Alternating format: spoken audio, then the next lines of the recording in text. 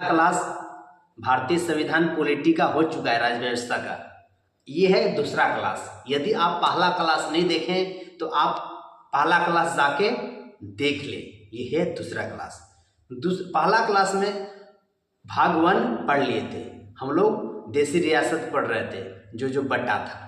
चलिए उसी के बारे में हम लोग आज शुरू कर रहे हैं। यदि आप वीडियो को लाइक कमेंट शेयर नहीं किए तो लाइक कमेंट शेयर जरूर करें। चलिए हम लोग पढ़ रहे थे यहाँ तक। यहाँ हम लोग बोला था, क्या बोला था?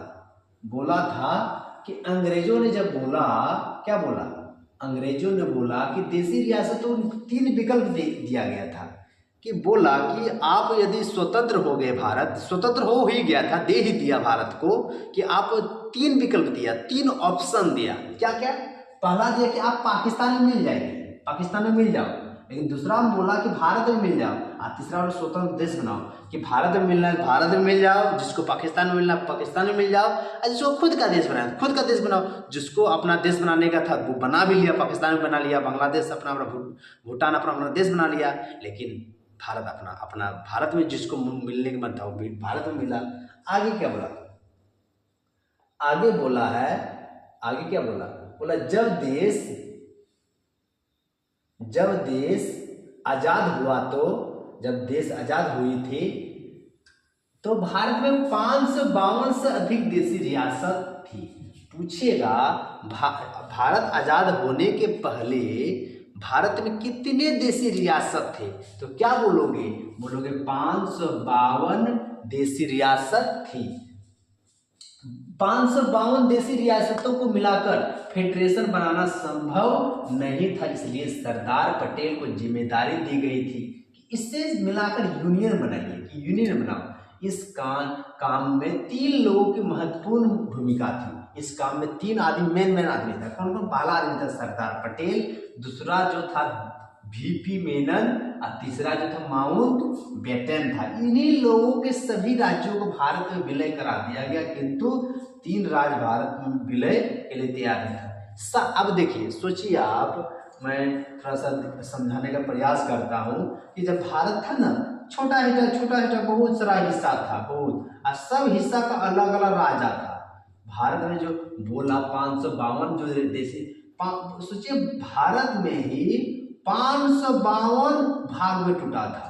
552 भाग में टूटा था। सभी भाग का अपना अपना राजा था। पहला देशी रियासत का पहला राजा, दूसरा देशी रियासत दूसरा राजा।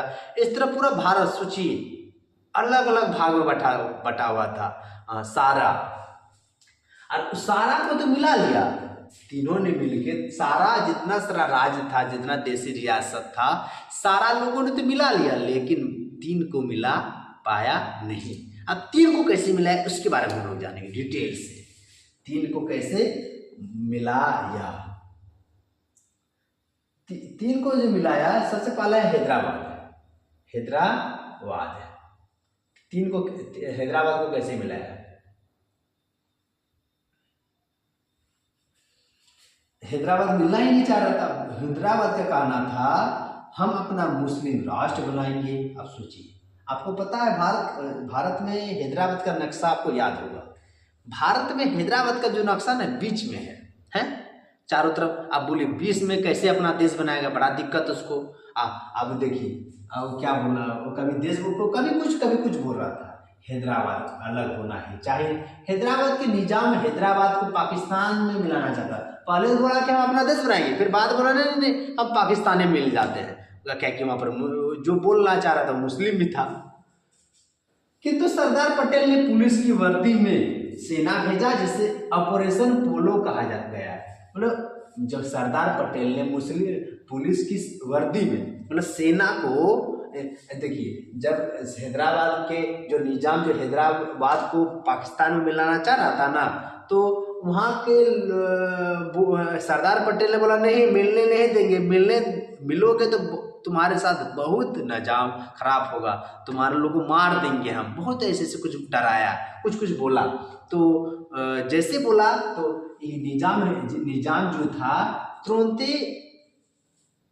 अपने बॉस को, मैं समझिए कि वो अपना भेज दिया। क्या भेज दिया?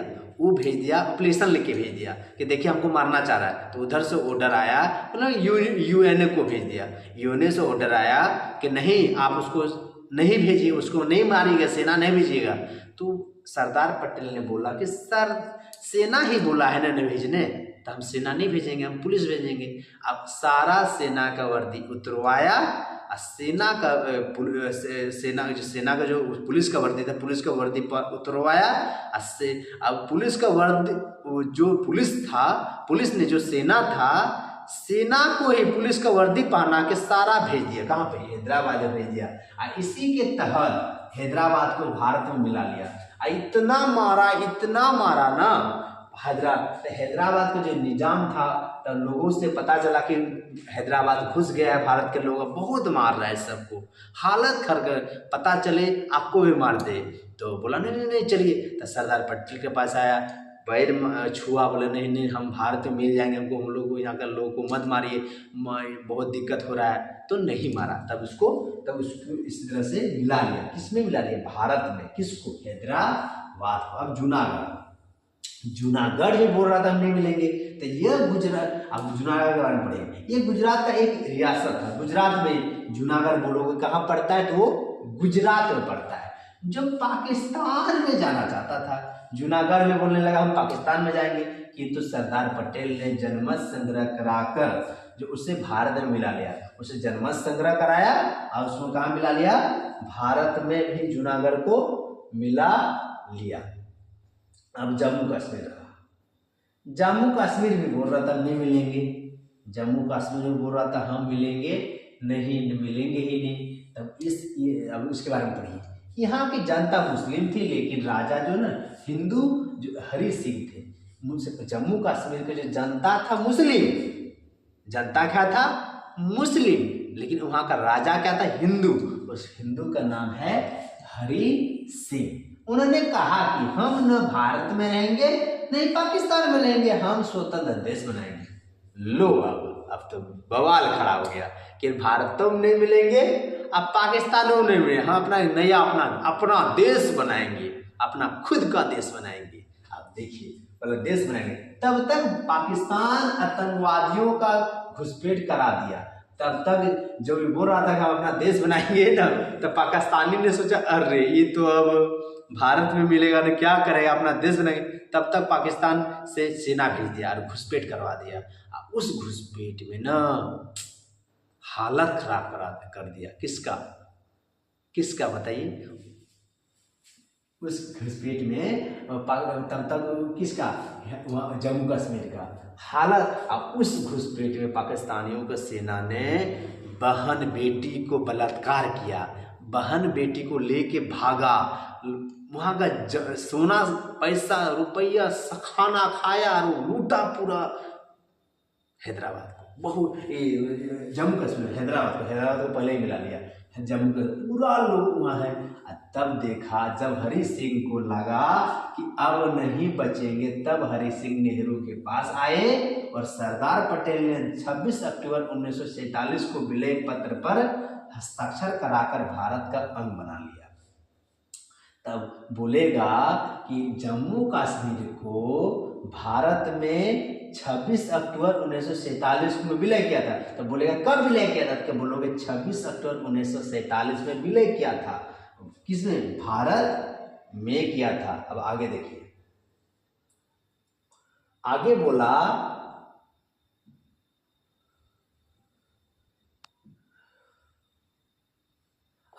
सब इन सभी रियासत जुट को मिलाकर एक भारत का निर्माण किया। सारा देशी रियासत को मिला लिया गया। इस भारत को 4 राज्य ABCD में बांटा कि 4 राज्यों को ABCD में बांट दिया। वह राज्य जहाँ अंग्रेजों का शासन था, और बी में बोला वह राज्य जहाँ देशी रियासत का शासन था। तीसरा में बोला वह बड़े शहर जहाँ अंग्रेजों केवल उस शहर पर कब्जा करते थे। सी में वही अंग्रेज लोग वही शहर को कब्जा करते थे जो बड़ा था। अब देखिए, अब पूरा बिहार को क्यों कब्जा करेगा? पटना को कब्जा कर लिया मेन। हाँ, पूरा झारखंड को क्यों करेगा? उसमें जमशेदपुर को, रांची को कब्जा कर लिया, इस तरह का। ठीक है। और देखिए, और डी में बोला, डी में केंद्र शासित प्रदेश था। डी में क्या था? केंद्र शासित प्रदेश। आगे देखिए, एस के धर कमेटी है। अब कुछ एस के धर कमेटी के बारे में जान लीजिए।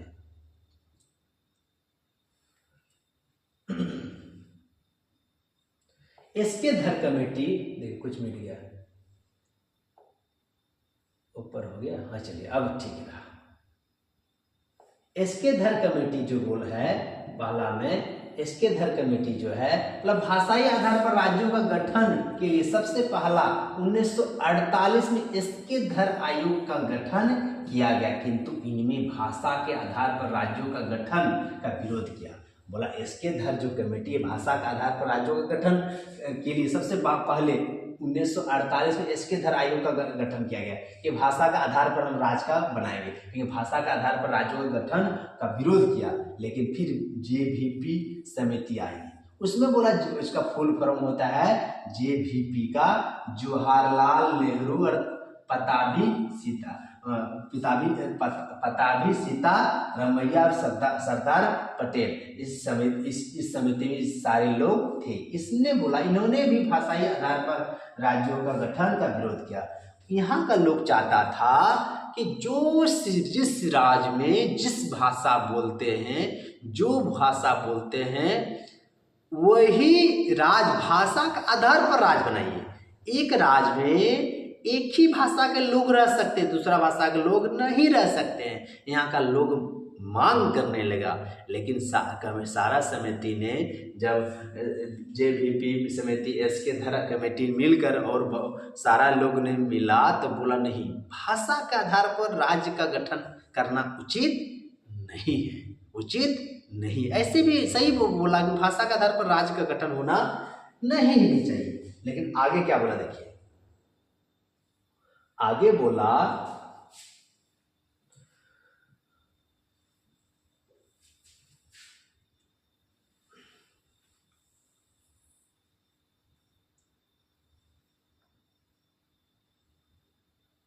देखिए,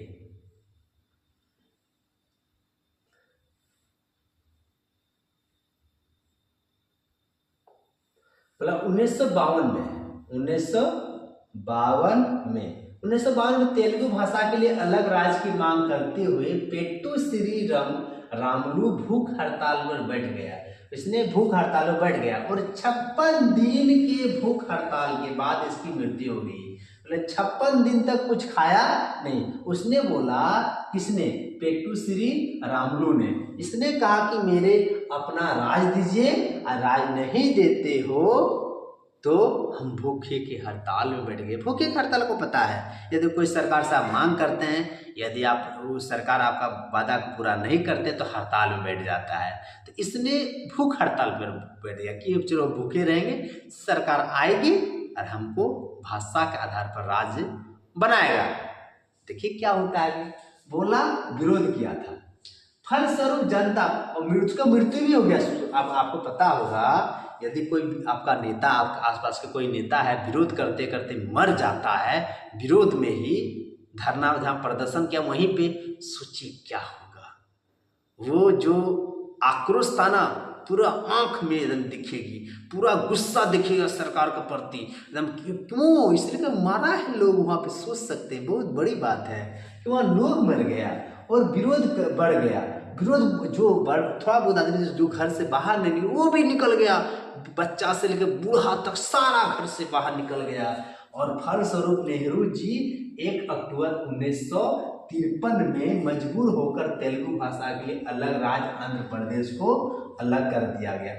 आंध्र प्रदेश, वो जो पेट्टू श्री रामुलु जो भूख हड़ताल में बैठा था, कहाँ पे बैठा था? आंध्र प्रदेश। आंध्र प्रदेश अपना भाषा के आधार पर राज्य बनाना चाहता था, तो अलग भी कर दिया आंध्र प्रदेश को भाषा का। यह भाषा के आधार पर गठित होने वाला पहला राज्य बना। पूछेगा कि भाषा के आधार पर पहली बार राज्य गठन होने में पहली राज्य, उस राज्य का नाम बताइए तो बोलिएगा आंध्र प्रदेश। आंध्र प्रदेश राज्य जो बनी थी ना, भाषा के आधार पर बना था, कि भाषा के आधार पर आंध्र प्रदेश राज्य का गठन हुआ। आगे क्या बोला देखिए, आगे बोला भाषाई आधार पर भाषाई आधार पर राज्यों का गठन के लिए 1953 में फजल अली आयोग का गठन किया गया। तो भाषा का आधार पर आंध्र प्रदेश को अलग कर ही दिया, तो उसे एक कमेटी बनाई। कब बनाई? 1900, तो बोलेगा फजल अली आयोग का जो समय गठन कब किया गया, तो बोलिएगा 1953 में किया गया। इसी में ऑब्जेक्टिव क्वेश्चन है। इसने अपनी रिपोर्ट 1956 में दिया। उसने जो अपना रिपोर्ट दिया था 1956 में दिया। भाषाई आधार पर राज्यों का कानूनी मान्यता दे दिया कि कानूनी मान्यता भी दे दिया कि भाषा के आधार पर अपने राज्य आप बना सकते हैं। और पता है जब कानूनी मान्यता मिल जाता है तो उसमें कोई दिक्कत होता नहीं है। और बोला आगे, इस आयोग के फलस्वरूप 7वां संविधान संशोधन 1956 में पारित हुआ। इसके बाद ABCD को रद्द करके भाषाई आधार पर 14 राज्य तथा 6 केंद्र शासित बनाए गए। ABCD जो राज्य बनाया था उस ABCD राज्य को खत्म कर दिया गया और 14 राज्य बना, 6 केंद्र पर। बोलेगा पहली बार 14 राज्य और कितना केंद्र शासित पूछेगा, 6 केंद्र शासित पूछ सकता है ये एग्जाम में, इसलिए याद रखिएगा। आगे देखिए, आगे जो बोला है पेप्सू के बारे में क्या बोला, देखिए इसका फुल फॉर्म यहाँ पे है ना। अब यूनियन मतलब पंजाब राज्य का पुनर्गठन शाह आयोग की सिफारिश पर हुआ था। पेप्सू 4 भाग में टूट गए। पेप्सू जो था कितना भाग में बढ़ गया, 4 भाग में। और 4 भाग तो हिमालय जो हिंदी बन गया, हिमालय जो था क्या बन गया, हिमालय जो था हिमाचल प्रदेश बन गया। हिंदी जो था वो हरियाणा का लोग हिंदी बोला करते हैं। तो इस पंजाबी में जो पंजाबी बन गया, पंजाबी जो बोलते थे पंजाब बन गया। और यूटी बन गया चंडीगढ़ में केंद्र शासित प्रदेश बन गया। इस प्रकार भारत एक विशाल साम्राज्य में सिमट कर रह गए। बहुत बड़ा जो साम्राज्य था सारा एक छोटा, इसमें जिसमें 28 राज्य तथा 7 केंद्र शासित बन गया। तो सबसे पहला जो है ना 28 राज्य बना था और 7 केंद्र शासित प्रदेश बना था, पहला वर्ग। और आगे बोला पहले केंद्र में 29 राज्य तथा 8 केंद्र शासित प्रदेश थे, लेकिन जम्मू कश्मीर से राज्य का दर्जा छीन लिया गया। जब पहले 29 राज्य था, 8 केंद्र शासित प्रदेश था, लेकिन जो यहाँ जम्मू कश्मीर से राज्य का दर्जा को क्या कर लिया, छीन लिया गया और 28 राज्य बच गए। पहले 7 केंद्र शासित प्रदेश थे, लेकिन जम्मू और लद्दाख को 2 केंद्र शासित प्रदेश बना देने से इनकी संख्या 9 हो गई। कितना क्या कि 2 लद्दाख को और यहाँ लद्दाख को अलग कर दिया गया, तो 7 की जगह कितना बन गया, 9 बन गया। लद्दाख को और देखिए जम्मू को और लद्दाख को 2 अलग केंद्र शासित बना दिया गया।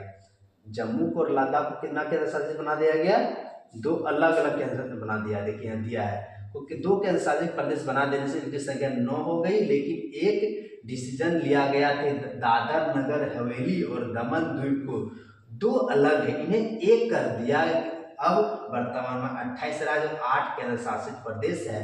पूछेगा वर्तमान में कितने राज्य और कितने केंद्र शासित प्रदेश है, तो बोलोगे 28 राज्य है और 8 केंद्र शासित प्रदेश। अभी वर्तमान में 28 राज्य है और 8 केंद्र शासित प्रदेश है। भूलिएगा नहीं।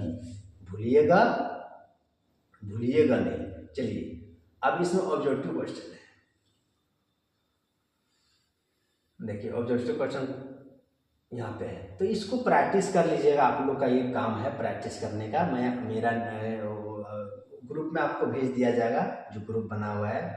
चलिए ऑब्जेक्टिव क्वेश्चन आगे हम लोग देखेंगे।